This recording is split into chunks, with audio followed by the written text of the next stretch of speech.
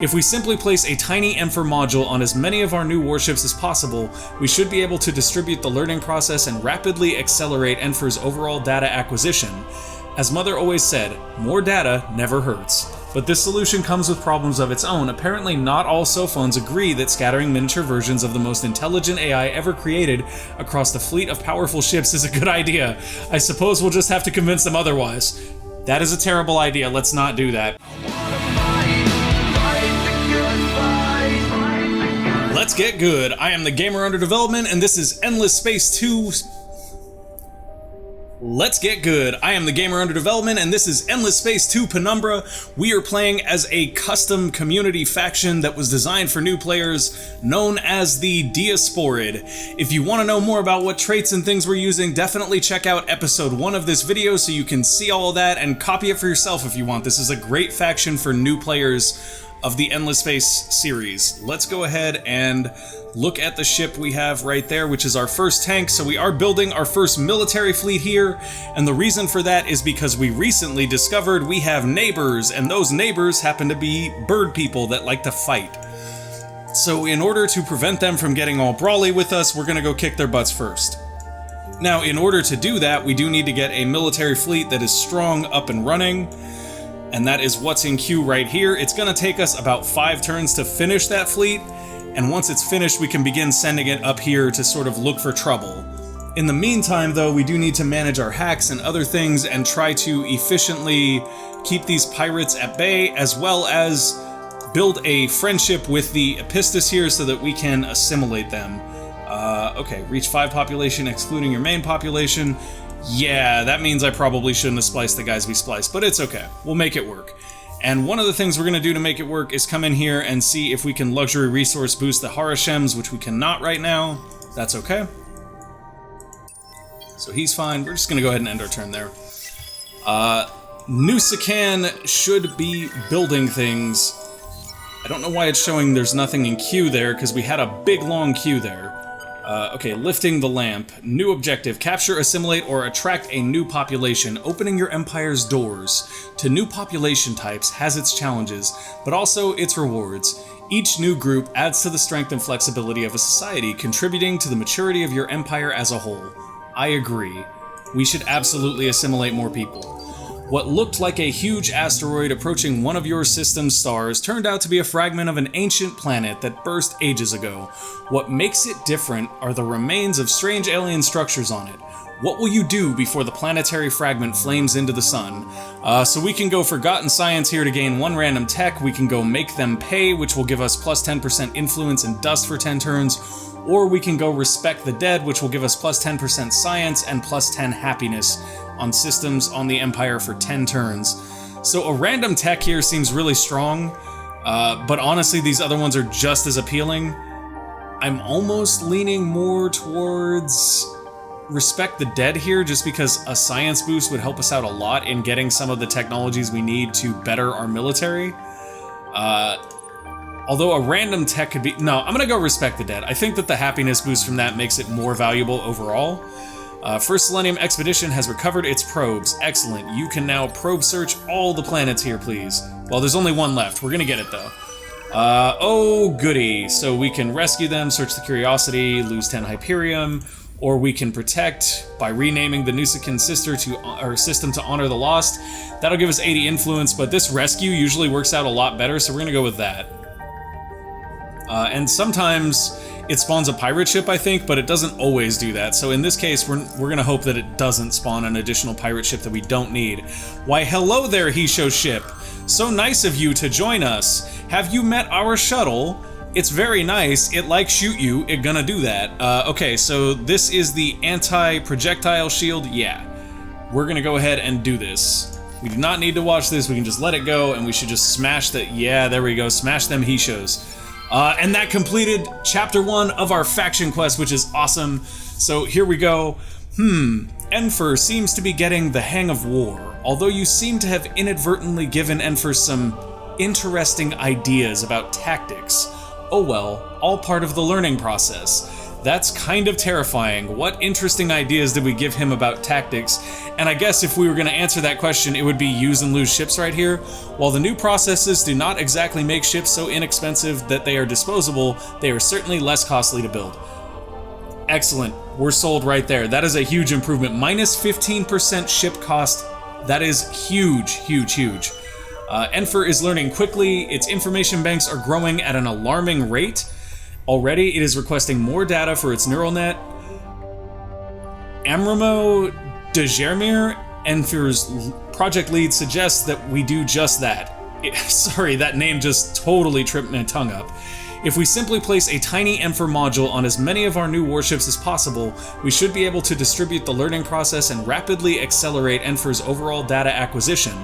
As Mother always said, more data never hurts. But this solution comes with problems of its own. Apparently not all Sophones agree that scattering miniature versions of the most intelligent AI ever created across the fleet of powerful ships is a good idea. I suppose we'll just have to convince them otherwise. That is a terrible idea, let's not do that, but we're gonna have to for this quest. Convince the Sophon people that it's a good idea to install an Enfer module onto a large number of new warships. Sigh, progress is so misunderstood. Oh my gosh, this is why the Sophons are so dangerous, by the way. Raise militarists to 30% in at least 3 systems. Okay, we should be able to do that. Stop your attacks on our fleets and our systems. Here's an idea, no. Okay, we can only assume that your intentions are hostile and we will build our defenses accordingly. You better build them defenses. By the way, while you're building the defenses, I'll be building the offenses. And I think mine are gonna win. Okay, so they get plus 10 manpower per turn on systems near good systems. Okay, good for you.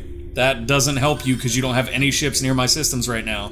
So I don't know what you're thinking. We did find mineral rich on the atmospheric on Corona 4, or Corona 4, I'm sorry.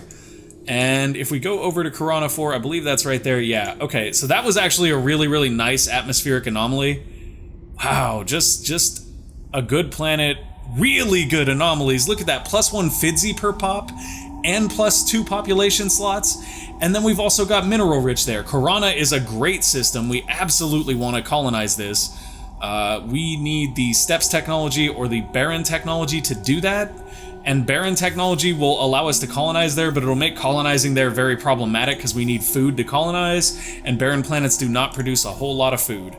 So I think what we're gonna do is work on getting the Steps technology so that we can get that place. And in the meantime, we'll send this... Whoa, no, you guys are not going down there. I want you guys to stay right there. I accidentally moved that fleet, that's okay though. Oh, that is an enemy pirate fleet right there. Actually, yeah, if you guys can catch that pirate, go get him. Go get him and get you some more experience. This is the guy that we want to move. So what I'm going to do is move him over to Pegasus and potentially scan stuff there, and then move him to Veni here and scan stuff in Veni as well, because we do have the Sisters of Mercy here now. We definitely want to pick them up. They produce happiness. They also give us the Pragmatist trait if we assimilate them, which provides, or I'm sorry, no, they don't give us that. They give us Adept Healers, which gives our heroes a 50% additional healing rate, which is very useful if you have a lot of fleet commanders that get injured. Okay, so Nusakan is ready to build something else. Let's build Glorification of the Empire. So this is crazy to me already. Like, Nusakan is done. They've built everything they can feasibly build that is actually particularly useful right now. They have already colonized the second planet. I'm actually going to move this population over here. That'll reduce the unhappiness. We are going to have one pop somewhere that's going to create unhappiness though, so we'll leave them right there. And in the meantime, we will also have them colonize that planet right there, and once we get desert planets, they can finish by colonizing this one, which has aurora waves, which are technically a negative, but they're not a terrible negative because they provide happiness, which is very useful. Okay, let's see. We have just completed Eukaryotic Sap, which is excellent because that means we can now turn our tank units into speed boosters instead of just flat out tanks. Let's go take a look at our module slots on this though. So if we were to do that, what we would essentially do is take one of these off and just add a speed booster to it. That's really all we can do. And we'll go ahead and do that. We'll do that and we'll upgrade this tank, and when the next tank comes out, we'll do the same thing. Mainly because once again, that speed is going to be incredibly important. Not getting anywhere with these guys, apparently. They just don't have any speed whatsoever. They've got like 5 movement, which seems like a lot. Like, that should be plenty, but it really isn't, apparently.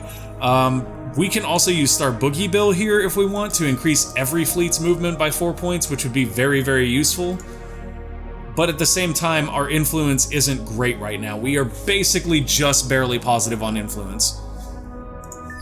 Okay, we'll go ahead and end the turn there. We have 3 out of 4 Harishims to consume them and add their genes to our population.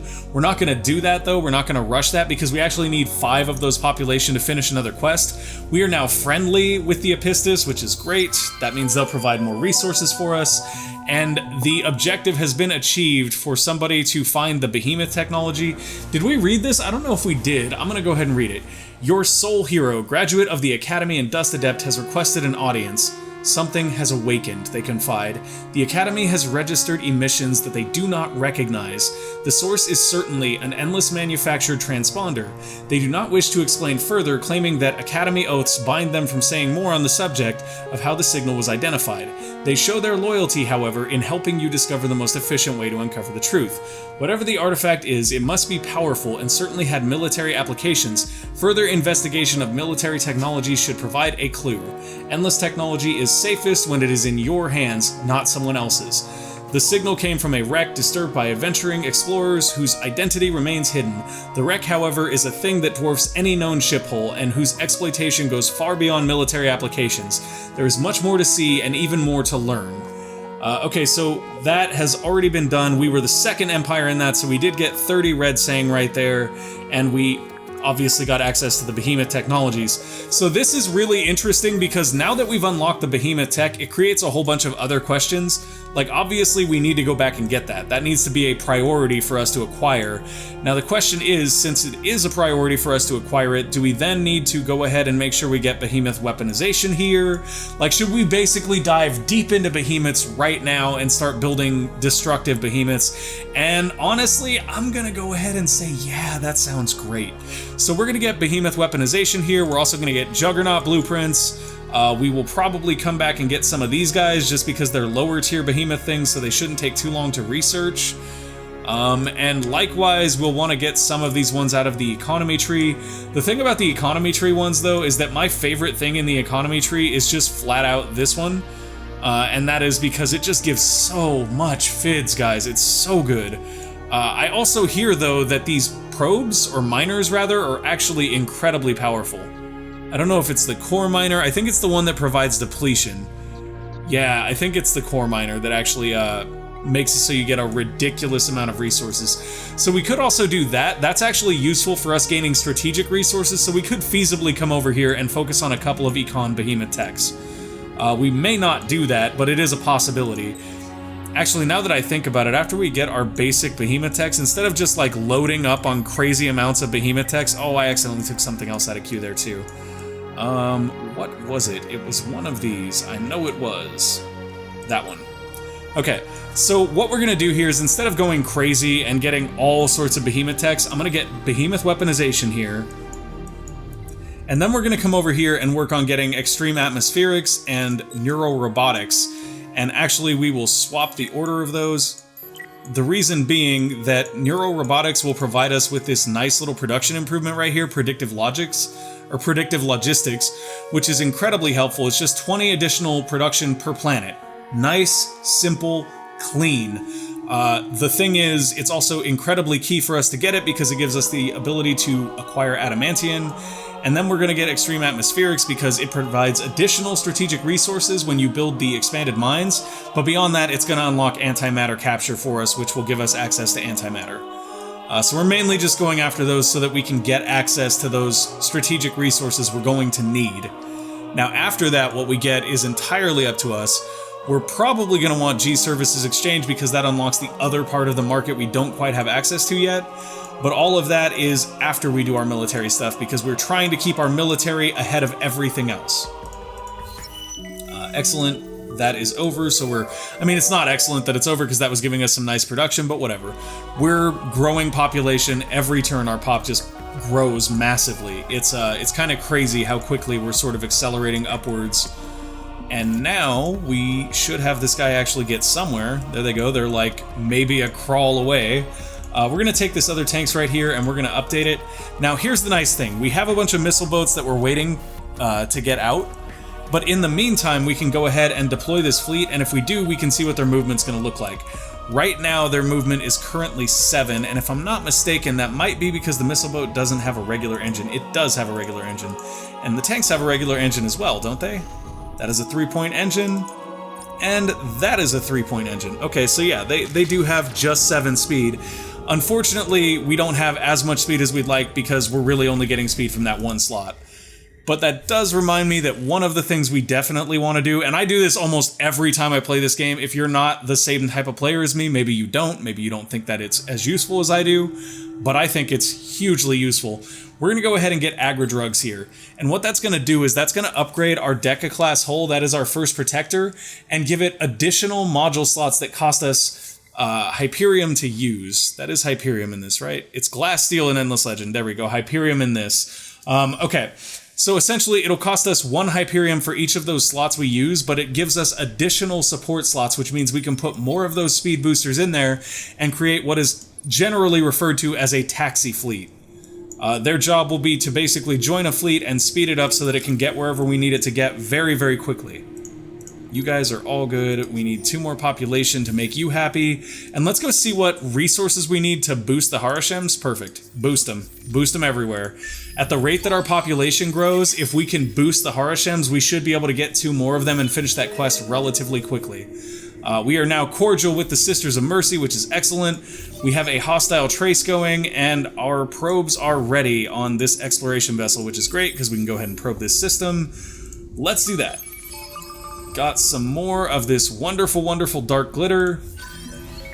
Expedition was successful. We recovered dark glitter. That's actually really nice just to have on a planet because it gives you +2 science and +1 production per population. And over here we can see that basically it's used as a means of boosting your manpower generation, which is actually something that's useful in a way because we're gonna need a lot of manpower to invade. Alright, so they're trying to trace us back from Lupus. They have as long as it takes us to finish this hack, which looks to be... not long. 2 turns. It's gonna take them 2 turns to trace us back. So if they get the trace back here, what's gonna end up happening is they're gonna trace it back to Nusakan, and when they do, they're gonna get an effect on us, but we're still gonna get the hack on them. So I'm gonna leave it, because us getting the hack on them makes it entirely worth it to me. Okay, it looks like our fleet should be finished, so we should be able to get the whole thing out and ready to go here, I think. Oh yes. No, wait, we need 2 more ships. Okay. That's fine, we'll wait for 2 more ships, and then we will have a full fleet that is ready to flow. And marketplace speculators dumping antimatter. Less than 10 antimatter and a high price has led to profiteers selling off stock. Okay. So that may mean that antimatter is available at a very cheap rate right now. No, it's off the hook. Okay, we're not going to get it because it's off the hook. That's way too expensive for what we want to pay for that. All right, so we know our hack is being traced. That's all good and fine. Let's go check and see where we're at with the Sisters of Mercy. We're not quite to being able to assist them yet. We have to get past this middle line right here before we can do an assist. When you assist a minor faction like that, if you are a new player, what it does is it gives you a quest. Upon completion of that quest, you actually assimilate that minor faction into your empire, which means you get a planet colonized in that system, and you also, because you've done that, you get their population, which grows on that system, and then you can ship them off to other systems as needed. Okay, we have run into a pirate. He is going down. Bye-bye, Mr. Pirate. We'll see you later. Okay, he is gone. Excellent, excellent, excellent. Let's go back to this fleet. They are just waiting for their newest members. And then up here we do have 2 scouts who have finally, look at that, guys, we have found the Hisho. Just one of their systems, but still, that's something. Oh, look at that. And then we've got Hisho that are invading pirates right here. How fun could that be? I wonder what would happen if we flew up and shot them while they were invading pirates. That would be terrible, wouldn't it? What kind of a person would do that thing? I would absolutely do that. In fact, that's my plan now, just so you guys know.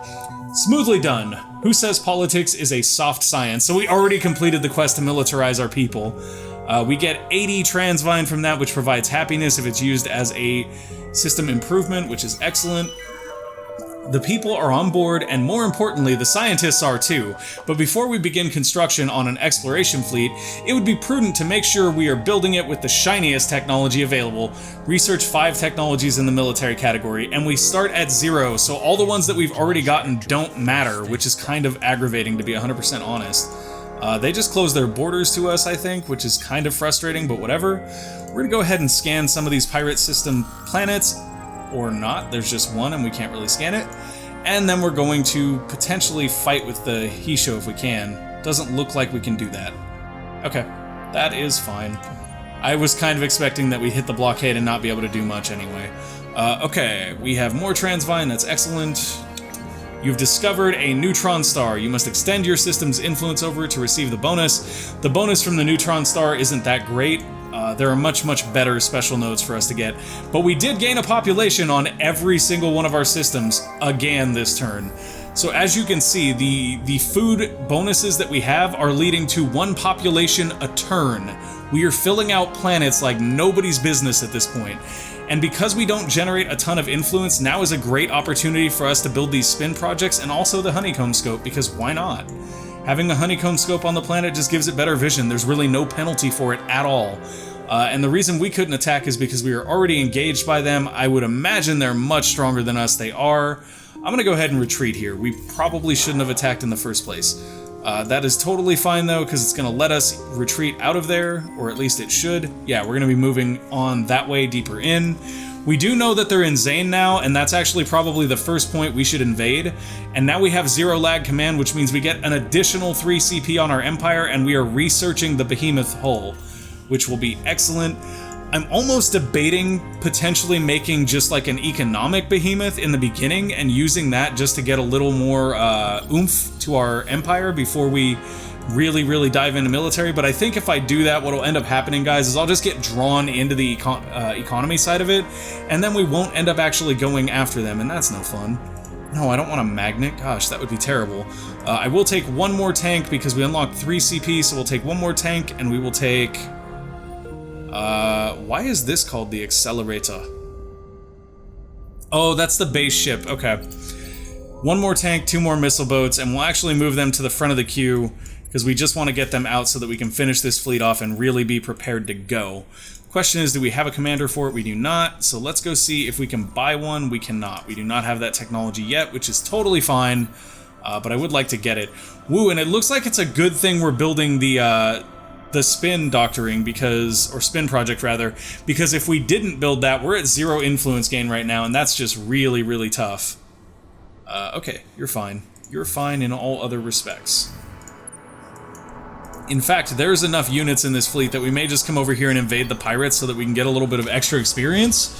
That's actually not a bad idea, guys. If you can just invade pirates and kill stuff as it spawns out of them, you can actually get a lot of extra experience with your military units. Alright, so you are basically a fleet of very slow ships that can do, you know, reasonably good damage. Let's send you over to Deneb as a defensive fleet and have you just sort of protect Deneb. And then we also have our fleet over here that is an exploration fleet that is right next to the Sisters of Mercy, and he's basically done all he can do because he can't actually scan anything else in their system, I don't think. Oh, wait, maybe he can. There's something flashing. Let's go check and see if he can scan one more thing, because if you scan anomalies on systems that are occupied by minor factions, it actually generates positive influence with them, in case you guys didn't know that. So that's why it's actually really valuable to scan anomalies here. Looks like there are 3 of them on that Mediterranean, so we're just going to wait here for his probes to come back. And we'll go ahead and end our turn. I think we're kind of picking up our turn speed a little bit here, but I'm also trying to slow down and be more descriptive about why I'm doing things. So Lupus has been successfully hacked. We can sabotage their supplies to increase the number of turns before a new pirate fleet. We can falsify their logs to improve our relations with them. We can eavesdrop, or we can hack the auto droids to steal some of the pirates' lair's resources. So getting the resources here is actually probably the best option, but at the same time, we could also use falsify logs just to keep them friendly. I don't want them friendly though. I want them to send out units to fight us so that we can farm them for XP, so we're just gonna go ahead and take that. Alright, pirate lair resources were looted. We got 15 Transvine and 15 Super Spuds. I love it. That basically couldn't have gone better for us for what we were looking for. Oh, that is a very interesting hero. I don't know that I've ever seen Ticket Goktok like that before. And that is also a very interesting hero because, if I am not mistaken, that is the photobomber. Or is that the photobomber? Holy moly. That's funny because these two guys are both technologists, but they don't look at all alike. They're also pacifists, which I have no interest in whatsoever. Let's go check out this primitive seeker and see what he has militarily. Hero can be assigned when fleet is outside friendly territory. That's actually super useful because you can jump him to different fleets. The 40% absorption rate there is really good, but I'm worried that he probably doesn't have much in the way of damage abilities. So that's plus 0.5% damage per current CP on fleet. That's actually not great. Okay. What about up here? That is plus 25% maximum manpower and plus 10% siege damage on fleet. That's actually pretty good. Plus 40% manpower capacity. That's actually very, very good. Or that's not manpower. I don't know what that is. Interesting. Because, yeah, manpower is just the three guys standing next to each other. We'll figure that out in a second. I think there's somewhere in the UI where you can look at it. Let's go ahead and... I think we should probably pick this guy, so we're gonna get him, just because he's a militarist and we're really trying to push the militarist party. Also, he's the photobomber guy, I think. Or no, he's not. The photobomber is the guy that... He looks slightly different. All these aliens look very similar. I'm not saying they look the same, I am saying they look similar, just clarifying for everybody that's gonna... Did you just say all aliens look... No, I didn't. I just said they look alike, guys. There are very similar traits amongst the different aliens of the game. Okay, so we do have his hero ship here, so let's go ahead and strip some stuff off, put some new armor on. We know that projectiles will keep us safe. Did we go all in on projectiles? I think we kind of did, didn't we? We were basically going all in on short weapons, and I think that railguns are like the only legitimate short weapons. Yeah, they're one of the only legitimate short weapons. I can't think of any others that are particularly good. There are quite a few that are great at medium range, though, and I honestly think that you would potentially get more out of stealthing a fleet and giving them medium range weapons so that they can open up with those, because I think the rate of fire is much, much slower on the railguns. It shouldn't be, though. The damage per second should be about equal if you... Well, actually, it should be a lot higher, basically. Because the sync laser right here is 21 damage per second with a 10% crit chance, but its optimal is 100% at medium. In this case, the optimal is 100% at short, but the damage is 30, and it ignores shields and hull plating, so it should basically just melt people, right? Like, that's how that should work, but it totally doesn't. So I don't know what the deal with that is. What I might try here, just because it's interesting, we'll try some swarm missiles and then some regular missiles. I honestly don't think it'll be particularly effective, but we're gonna try it because that seems like a really fun mix. We can also increase our projectile damage using a support slot, which makes sense, and we can increase our movement as well. Then there is the cloaking thing. That is very interesting. Can you cloak the entire fleet? You can. Oh, that's very strong. I like that. We're gonna get that for sure. And the main reason why is because what you could literally do with that, guys, is you could run a invasion fleet, like a fleet that's just invasion ships, and you could have him cloak them until they're in system, ready to go. And that right there is super powerful, because it's one thing to declare war on someone, especially in multiplayer games. It's a whole nother when you're like, guess what, we're at war, and then bam, they're being invaded by 10 ships. That's crazy. So we're probably going to try to take advantage of that. Accompanying the Epistis representative around one of your most populous systems, you show them the thriving communities full of the young. The Epistis nod approvingly. They are your future, and now ours too. Okay, cool. So we have obtained the Epistis, which means we should also get their system. They are declaring war on us openly. Okay, I can live with this. Y'all want to go to war early? We'll go to war early. That is kind of crazy to me. They're just ready to fight. And now I'm starting to get a little scared, because the fact that they're ready to fight like that is not a good sign. Like, that tells me that they are prepared, guys. And I'm not as prepared as they seem to be. Okay, you guys are going to land here. You're going to probably siege. Oh yeah, we should be able to... Well, no, we don't actually want to siege there, now that I think about it. We'll go back here. And once we land back there, we'll go ahead and make him the hero of that fleet. And the Epistis on Carius has been assimilated. Excellent, that's exactly what we wanted. Let's go over here to Carius, and we'll start building out the things that are important to get down quickly. They do not have resources to benefit from interplanetary transport network necessarily. However, it is production, and we know that getting production ahead early is very important.